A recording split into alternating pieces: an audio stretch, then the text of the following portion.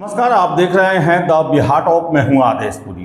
बात करेंगे इस वीडियो में हम बीपीएससी टीआरई 4 71वीं 70वीं फाइनल रिजल्ट के बारे में। सबसे पहले आपको बता दें टीआरई 4 को लेकर तो बताएं आपको हम कि आज हिंदुस्तान पेपर में दिया गया था कि जो गेस्ट फैकल्टी को लेकर मंतव्य मांगा गया था शिक्षा विभाग के द्वारा वो बीपीएससी को भेज दिया गया है। और साथ ही साथ दिव्यांगों, महिलाओं और स्वतंत्रता सेनानी के जो रिश्तेदार हैं उनके सीटों को लेकर भी जो है राय मांगी गई थी शिक्षा विभाग से। तो आपको हम बता दें कि आज हमने संपर्क किया शाम को आयोग में अपने जो सोर्स हैं उनसे, तो यही हमें जवाब मिला कि देखिए आज हमारे लिए काफ़ी टफ और चैलेंजिंग दिन था। एईडीओ का एग्ज़ाम था और सबसे बड़ा एग्ज़ाम हमारे यहाँ कैंडिडेट की दृष्टि से था और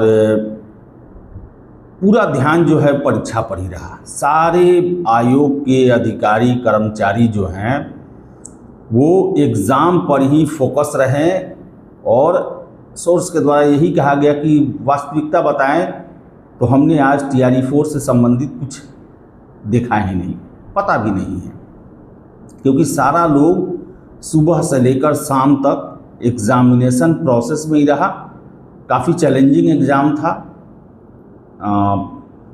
पेपर लीक ये सब को लेकर भी काफ़ी जो है वो आयोग ध्यान लगाए हुए था इस एग्ज़ाम में कि कहीं से कोई छेड़छाड़ गड़बड़ी ना हो।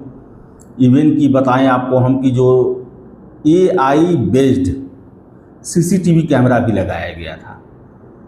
तो ये इतना एडवांस व्यवस्था जो है वो एईडीओ के लिए किया गया था।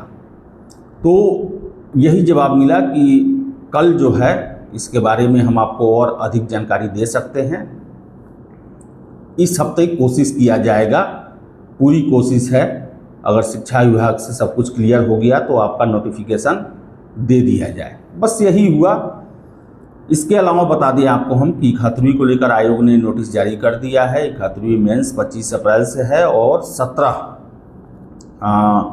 तारीख जो है 17 अप्रैल से एडमिट कार्ड जो है वो जारी कर दिए जाएंगे। इसके अलावा 70वीं को लेकर आपको हम बता दें कि हमने आपको बताया था कि कैसे अभी 14 और छात्रों का जो दिव्यांग हैं उनका IJIMS में मेडिकल होना है और उसका भी रिपोर्ट जब तक नहीं आएगा तब तक रिजल्ट नहीं दिया जाएगा। इसके साथ साथ जो मानसिक रूप से दिव्यांगता के शिकार हैं छात्र, उनका मेडिकल एम्स में हो रहा है। एक अन्य सोर्स के मार्फत हमें जो सूचना मिला है कि 7 कैंडिडेट जो हैं उनका मेडिकल के लिए एम्स में भेजा गया है, पटना एम्स में। और सोर्सेस से ही ये कंफर्म हुआ है कि 4 छात्रों का काम हो चुका है और 3 का जो है वो ऑब्जर्वेशन में रखा गया है। कल बीपीएससी के द्वारा एक रिक्वेस्ट किया गया कि जल्द से जल्द जो है वो दिव्यांगता की जांच करके रिपोर्ट आयोग को सौंप दिया जाए। और जो सूचना हमें मिल रही है कि इस हफ्ते के अंत तक, अब शुक्रवार है कि शनिवार है ये नहीं पता, लेकिन इस हफ्ते तक ये संभावना जताई जा रही है कि रिपोर्ट बीपीएससी को सौंप दिया जाएगा। यानी कि 19-20 तक जो है संभावना बन रही है कि एम्स का रिपोर्ट बीपीएससी को सौंप दिया जाएगा। अगर इस बीच IJIMS के द्वारा जो बचे हुए 14 कैंडिडेट हैं उनका मेडिकल करके सभी छात्रों का मेडिकल रिपोर्ट 20 तक बीपीएससी को सौंप दिया जाता है तो रिज़ल्ट 25 अप्रैल तक आ जाने की पूरी संभावना बन रही है। अगर देरी होगा, और आपको बता दें कि ये चीज़ें जो हैं वो आयोग के हाथ में नहीं है, ये पूर्णतः जो है वो IJIMS और एम्स पटना के मेडिकल बोर्ड के हाथ में है। जब तक वो जांच से संतुष्ट नहीं होंगे और रिपोर्ट नहीं बनाएंगे और उसे रिपोर्ट को बीपीएससी में जब तक जमा नहीं करेंगे तब तक आयोग 70वीं का फाइनल रिजल्ट नहीं दे सकता है। तो हम ये आशा कर सकते हैं कि सारा काम समय से हो जाए और इतना समय आयोग को मिले कि वो 25 अप्रैल से पहले 70वीं का फाइनल रिजल्ट घोषित कर दे। तो यही प्रमुख जानकारी हमें मिला है। इसके अलावा 71वीं को लेकर बता दें कि जिस तरह आयोग के द्वारा एईडीओ के प्रश्न पूछे गए, जिस तरह 70वीं का मेंस हुआ, जैसे प्रश्न थे, 71वीं भी काफ़ी अपग्रेडेड रहने वाला है। और जितने भी कैंडिडेट हैं उनसे मेरा रिक्वेस्ट है, आपने तैयारी अच्छा किया होगा, आपकी तैयारी अच्छी है, आप सभी चीज़ों को जानते हैं। सबसे पहला काम प्रश्न को अच्छे से समझने का करेंगे और प्रश्न में क्या पूछा जा रहा है उसको ज़रूर आप अपने उत्तर में दर्ज करें। प्रश्न अच्छे से समझें, ये नहीं कि अब आपने मिडिल ईस्ट प्रॉब्लम जो भी आया हुआ है,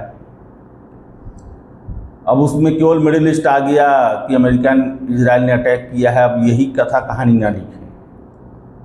उसमें जो प्रश्न पूछा है, एक प्रश्न में 3-4 उसके उपखंड होते हैं, सभी को ध्यान में रखते हुए और टेल वर्ड जो है उसको ध्यान में रखते हुए अपना उत्तर लिखेंगे। क्योंकि आपको बता दें, जो एईडीओ का आज एग्ज़ाम हुआ है, एग्ज़ाम ने एक चीज़ साबित कर दिया है और लगातार मैं 2-3 सालों से चीख के आप लोगों को कह रहा हूँ कि किताबों को पढ़ना पड़ेगा, शॉर्टकट से बचना पड़ेगा।